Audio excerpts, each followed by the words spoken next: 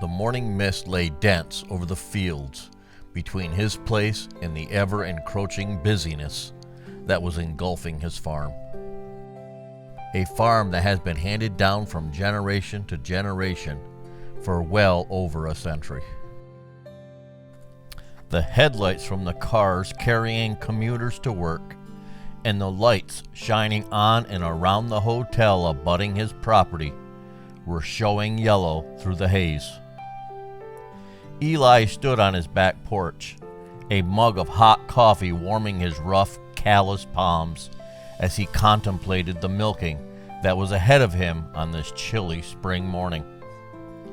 He could see clearly in his mind's eye the surrounding properties being farm fields, as they were when he was a young scholar at the local one-room parochial school. Now, almost 40 years later, his farm was an oasis in a rapidly developing neighborhood. Eli stepped off the porch, his boots crunching in the gravel as he made his way to the tie stall barn. The rhythm of the farm was steady, but the world around it had become frantic. To the west, the country road that at one time was dirt during his grandfather's day was now a river of asphalt carrying tens of thousands of vehicles day after day after day. More tourists pulled over to watch Eli and his younger brothers work the fields each day now than the total number of cars and trucks that passed by daily in his granddad's day. In the barn, the heavy scent of hay, manure, and cows offered a momentary sanctuary. As he began to milk, the rhythmic swish-swish of the milkers felt like a heartbeat. But even here, the pressure of the outside world seeped through the cracks in the weathered siding of the ancient barn. It was just last week when a man driving a fancy car and wearing a sharp suit had approached Eli as he was harnessing up his team of Belgians for a morning of harrowing. The man didn't look at Eli's fields appreciative of the rich, fertile soil, but solely as a space to build so many housing units. He offered Eli a sum of money that made Eli's head swim, enough to buy 3 or perhaps even 4 farms in other settlements of his people. "Think of your children and grandchildren, Eli," the man had said, flashing a smile that didn't quite reach his eyes.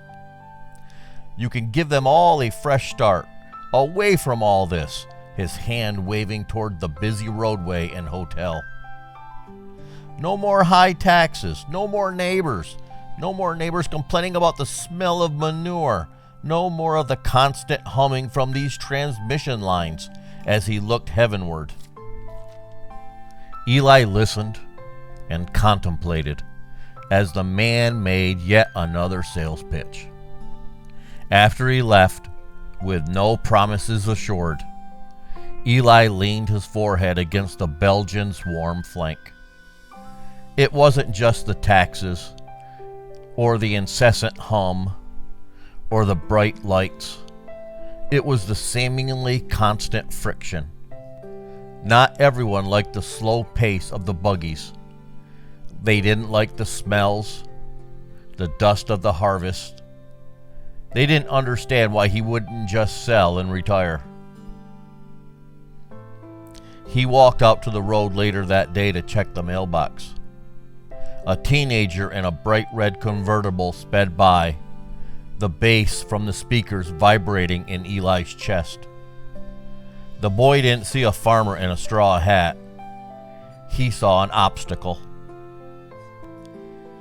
Eli looked down at his hands, stained with the fertile soils of Lancaster County.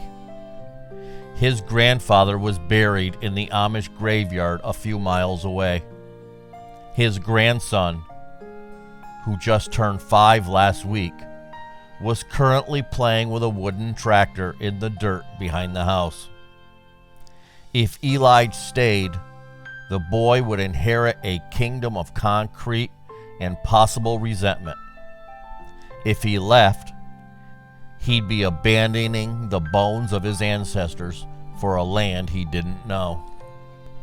He looked north. A giant crane groaned, lifting huge roof trusses into the sky. The silence his ancestors knew was being eaten acre by acre. He didn't make a decision right then. He simply pulled the stack of mail from the box and headed down the long lane back to home. A stone house that saw ancestors being born and dying within. There was work to be done that day, and in Eli's world, you handled the weeds in the row in front of you before worrying about the weeds in the next field. Later that day, as the sun set, casting long orange shadows over the shrinking fields, the shadow of the crane was looming longest of all.